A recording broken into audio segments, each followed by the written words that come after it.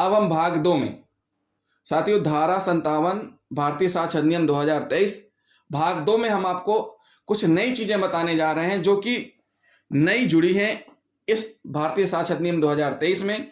तो कौन कौन सी हैं वो आप समझिए, थोड़ा सा ध्यान देने वाली बातें हैं। सबसे पहली चीज ये है कि जहां कोई इलेक्ट्रॉनिक या डिजिटल अभिलेख, स्पष्टीकरण चौथा, भाग 2 में जो स्पष्टीकरण चौथा स्टार्ट हो रहा है उसको आप ध्यान से पढ़िए और सुनिए भी। उसमें लिखा हुआ है जहां कोई इलेक्ट्रॉनिक या डिजिटल अभिलेख सृजित या भंडारित किया जाता है और ऐसा भंडारण एक साथ या पश्चातवर्ती रूप से अनेक फाइलों में किया जाता है, उनमें हर एक फाइल प्राथमिक साक्ष्य है।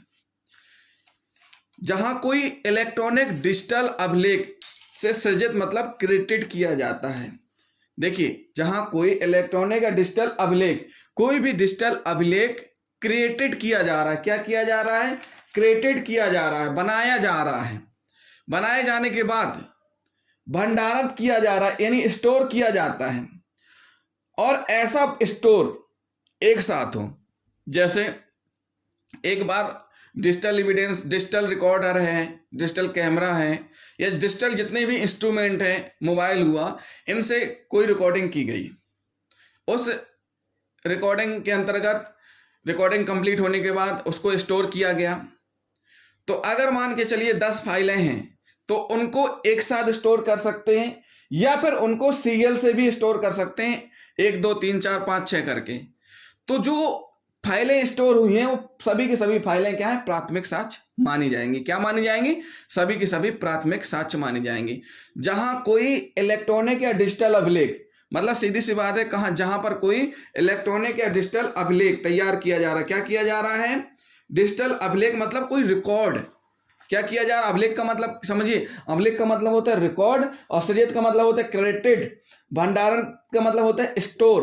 तो सीधी सी बात है, डिजिटल रिकॉर्ड तैयार किया जा रहा है या डिजिटल रिकॉर्ड स्टोर किया जा रहा है। ऐसा डिजिटल रिकॉर्ड एक साथ स्टोर किया जा सकता है या फिर सीरियल से क्रमवाई उन फाइलों के हिसाब से भी स्टोर किया जाता है। तो ये सारी की सारी जो फाइलें हैं वो प्राथमिक साक्ष्य कहलाएंगी। तो ये क्या हो गया है? स्पष्टीकरण 4। हमने आपको क्या बताया? स्पष्टीकरण 4 प्राथमिक साक्ष्य में। अब हम पढ़ेंगे स्पष्टीकरण 5। स्पष्टीकरण 5 क्या कह रहा है? जहां कोई इलेक्ट्रॉनिक या डिजिटल अभिलेख समुचित अभिरक्षा में प्रस्तुत किया जाता है, प्राथमिक साक्ष्य जब तक कि वह विवादग्रस्त नहीं है। इसको ध्यान से सुनने की जरूरत है, समझने की जरूरत है। इसमें एक शब्द आ गया, समुचित अभिरक्षा। Record is produced from proper custody. Such electronic and digital record is primary evidence. अब जो प्रॉपर अभिरक्षा आ गई बात, तो प्रॉपर अभिरक्षा का मतलब क्या होता है कि जिस डिजिटल रिकॉर्ड से या डिजिटल डिवाइस से रिकॉर्ड तैयार किया गया है उसकी प्रॉपर कस्टडी क्या है। मतलब उस डिजिटल रिकॉर्ड को मालखाने से कब निकाला गया और किस कंपनी का था, कब निकाल करके उसका उपयोग किया गया, उसको निकालने के बाद उसको सही तरीके से संभाल करके रखा गया कि नहीं रखा गया, उसको चेक किया गया कि नहीं चेक किया गया, सही से काम कर रहा था कि नहीं कर रहा था। ये सारी की सारी चीजें प्रॉपर कस्टडी में आ जाएंगे। उसके बाद जब उसका यूज किया गया, यूज करने के बाद उसका जो डाटा है वो सुरक्षित अच्छे से है कि नहीं है, उसको सील बंद अच्छे से किया गया है कि नहीं किया गया है, उसमें सील लगी है कि नहीं लगी है, उसको वापस माल खाने में जमा किया है कि नहीं किया है। और साथ ही साथ जब ये प्रॉपर कस्टडी तैयार की जा रही थी, प्रोसीडिंग की जा रही थी, उस समय 2 स्वतंत्र गवाहों का भी होना जरूरी रहता है। तो सीधी सी बात है, जहां इलेक्ट्रॉनिक या डिजिटल रिकॉर्ड समुचित अभिरक्षा से प्रस्तुत किया जाता है, मतलब जो प्रॉपर कस्टडी का पालन करते हुए कोर्ट में पेश किया गया है, तो प्राथमिक साक्ष्य माना जाएगा। लेकिन जब तक कि वह विवादग्रस्त ना हो, जब तक उसमें प्रश्न चिन्ह ना उठे। क्या ना उठे? जब तक कि उसमें प्रश्न चिन्ह ना उठे। तो फिर से आप एक बार समझ लीजिए, प्रॉपर कस्टडी का मतलब होता है, देखिए, इलेक्ट्रॉनिक या डिजिटल अभिलेख मतलब रिकॉर्ड, समुचित मतलब प्रॉपर, अभिरक्षा मतलब कस्टडी, प्रस्तुत मतलब कहां प्रस्तुत किया जाना है? कोर्ट में।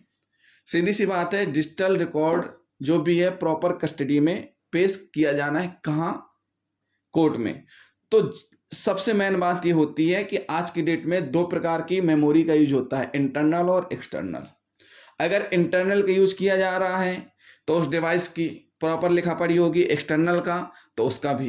तो सारी की सारी चीज़ें मतलब जो भी प्रोसीडिंग अपनाई गई है दो पंच साक्षियों के सामने तैयार किया जाना चाहिए, प्रॉपर सील लगी होना चाहिए, प्रॉपर डेट और प्रॉपर समय, एफआईआर सेक्शन पूरी डिटेल उसमें लिखी होनी चाहिए, मॉडल नंबर से लगा करके सब कुछ। और उसमें किसी प्रकार की ऐसी बात ना आए जिसमें उसकी पवित्रता पर संदेह उत्पन्न हो।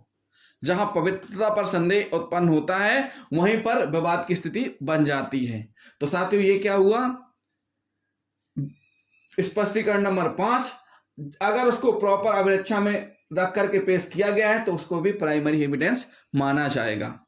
अब हम भाग 3 में क्या पढ़ेंगे, भाग 3 में पढ़ेंगे भारतीय साक्ष्य नियम धारा 57 में ही भाग 3 में हम पढ़ेंगे स्पष्टीकरण 6।